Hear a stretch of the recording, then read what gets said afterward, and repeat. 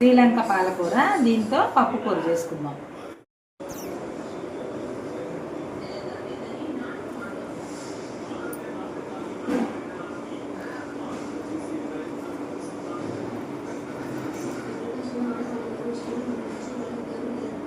ఈ శ్రీలంక పాలకూర అండి. ఈ శ్రీలంక పాలకూర పప్పుకు కావలసిన పదార్థాలు చూద్దాం. శ్రీలంక పాలకూర ఒక కట్ట, ఇది ఇంట్లో కూడా వస్తుందండి. ఇది మా ఇంట్లో వచ్చిందే, మా ఇంట్లో చెట్టుకు కాసింది. ఇది దీన్ని పప్పు కూర అని కూడా అంటాము. మేమైతే శ్రీలంక పాలకూర అంటాము. చాలా వరకు చాలామంది పప్పు కూర అని అంటారు. దీనికి కావాల్సినది ఒక కట్ట పాలకూర, ఒక కప్పు అంటే సుమారుగా ఒక 150 గ్రాములు పెసరపప్పు, ఒక 15 పచ్చిమిరపకాయలు. ఇది కారం తక్కువగా ఉన్నాయండి కాబట్టి 15 వరకు తీసుకున్నాను. 4 తెల్లగడ్డలు, 4 తెల్లగడ్డ రెబ్బలు, 2 పెద్ద టమాటాలు, ఒక ఎర్రగడ్డ, కొంచెం చింతపండు, ఆవాలు, కొద్దిగా ఆవాలు, పసుపు, మెంతులు, రాళ్ళ ఉప్పు. ఇప్పుడు మనము శ్రీలంక పాలకూర పప్పుకి రెడీ చేసుకుందాం.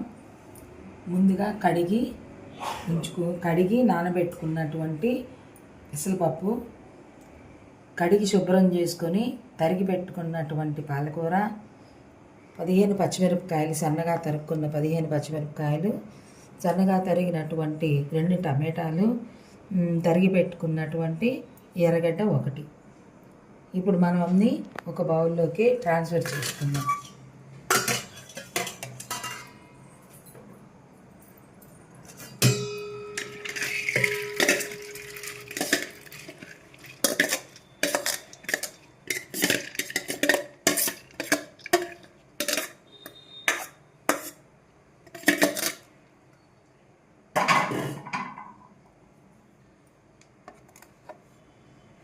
ఇదే బౌల్లోకి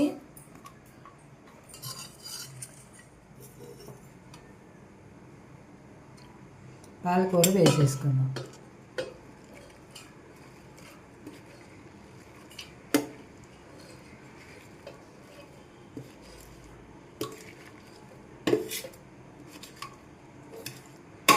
చాలా ఈజీ అండి పప్పు చేసుకోవడం. అందరికీ తెలిసే ఉంటుంది, కానీ ఈ పప్పు శ్రీలంక పాలకూర కాబట్టి నేను మళ్ళీ మీకు ఒకసారి చూపిద్దామనుకుంటున్నాను. ఇప్పుడు తరిగి ఉంచుకున్న పచ్చిమిరపకాయలు, అలాగే ఎర్రగడ్డలు, ఇవన్నీ కూడా ఒక బౌల్లో వేసేసుకున్నాను. ఇప్పుడు ఒక 1/2 టీ స్పూను పసుపు, టమాటోలు అవి తర్వాత కొంచెం ఉడికాక వేసుకుందాం. ఇప్పుడు 2 గ్లాసుల వాటర్,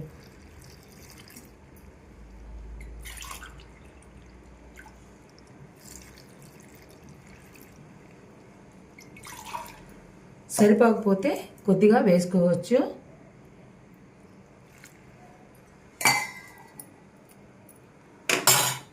ఇవన్నీ కలిపి స్టవ్ ఆన్ చేసి స్టవ్ మీద పెట్టుకుందాం. స్టవ్ ఆన్ చేసుకుందాం. ఈ బౌల్ని దీని మీద పెట్టేసుకుందాం. కొద్దిగా ఉడికాక మనము చింతపండు, టమాటాలు అవన్నీ వేసుకొని మరి కొద్దిసేపు ఉడకబెట్టుకుందాం. ఈ విధంగా మనము ఉడికించుకుంటున్నాం. దీనిలో మనము ముందు 2 గ్లాసులు నీళ్లు పోస్తున్నాము. ఇప్పుడు సగం వరకు ఉడికింది. ఇప్పుడు మనము టమాటాలు వేసుకుందాం.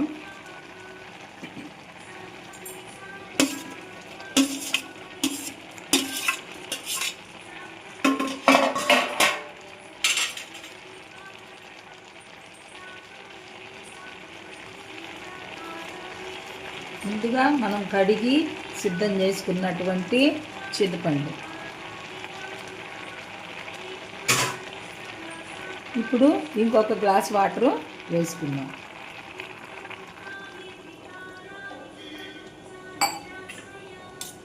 మొత్తానికి మనకి ఒక 3 గ్లాసుల నీళ్ళు అయితే అవసరం అవుతుంది. ఇంకా ఈ టమాటాలు మెత్తబడే వరకు ఉడికించుకుందాం. విధంగా ఉడికించుకున్నాక స్టవ్ ఆఫ్ చేసి దించేసుకొని మనం ముద్దకంతో పప్పుని ఎనిపేసుకుందాం. అంటే కొంచెం మెత్తగా చేసుకోవడం అన్నమాట. కొద్దిగా ఎనిగిన తర్వాత మనం ఉప్పుని వేసుకుందాం. ఇప్పుడు మనం తీసుకుందాం 1.5 స్పూన్ ఉప్పు. దీన్ని ఇందులో వేసేసుకుందాం.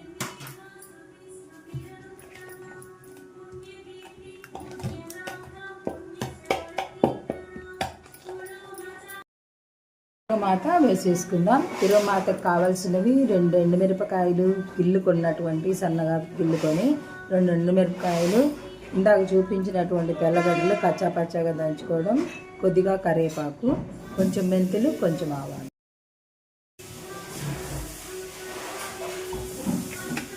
మూడు స్పూన్లు ఆయిల్ వేసుకుందాం.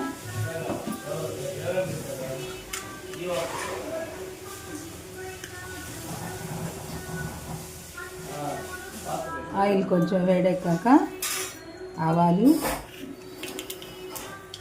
1/2 టీ స్పూను మెంతులు,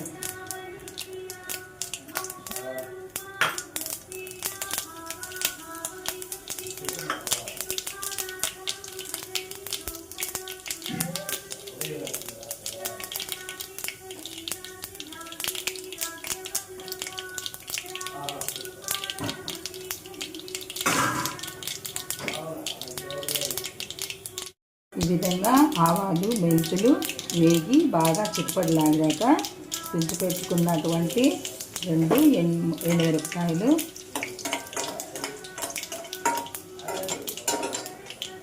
దీనిలోనే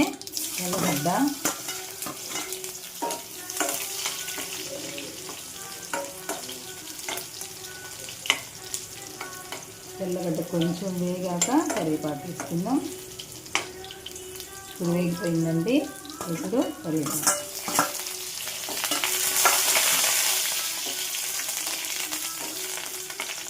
అంతేనండి. సిమ్లో పెట్టుకొని ఇప్పుడు మనం పప్పు ఇందులోకి ట్రాన్స్ఫర్ చేసుకుందాం.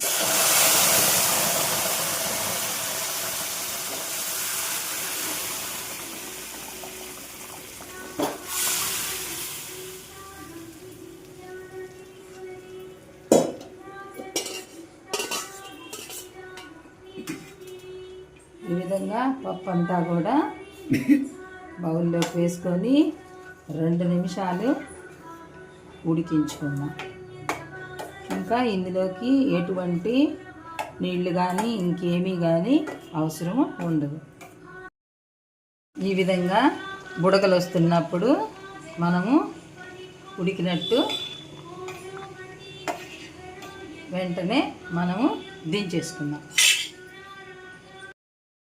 మనం రెడీ చేసుకున్న పాలకూర పప్పు వేడి అన్నంతో రుచి చూస్తాం.